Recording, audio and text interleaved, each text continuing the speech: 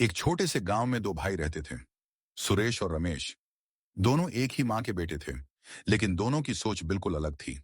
रमेश मेहनती और ईमानदार था, जबकि सुरेश को हमेशा ज्यादा से ज्यादा पैसा कमाने की लालच रहती थी।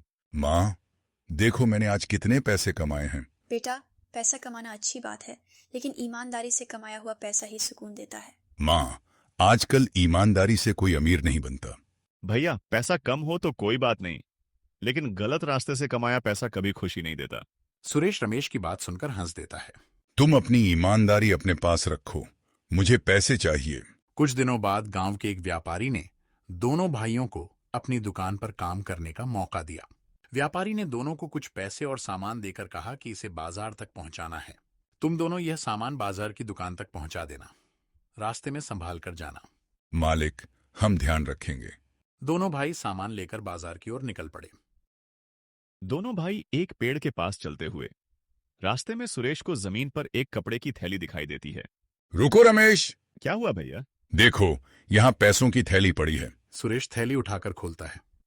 अरे, इसमें तो बहुत सारे पैसे हैं। लेकिन भैया, किसी और का पैसा लेना चोरी है। अगर किसी को पता ही नहीं चले तो चोरी कैसी?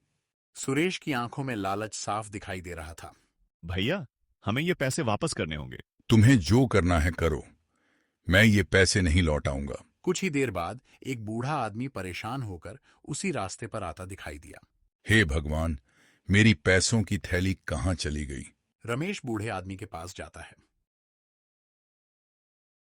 बाबा, क्या आप कुछ ढूंढ रहे हैं?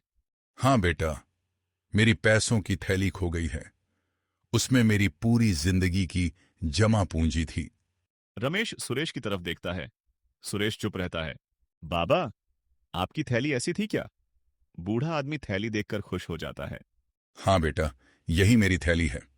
रमेश सुरेश से थैली लेकर बूढ़े आदमी को दे देता है।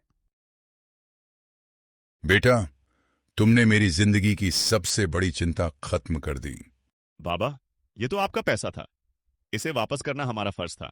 सुरेश चुपचाप खड़ा रहता है। उस दिन रमेश ने साबित कर दिया कि इंसान की असली पहचान उसके पास कितने पैसे हैं इससे नहीं, बल्कि उसकी ईमानदारी से होती है।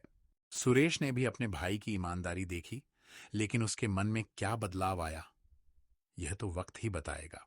बेटा, भगवान तुम्हारी ईमानदारी और नेक दिल का हमेशा साथ दे। धन्यवाद बाबा, मैंने तो बस वही किया जो सही था। सीख: लालच हमें पल भर का फायदा दे सकता है, लेकिन ईमानदारी हमें जिंदगी भर का सम्मान देती है।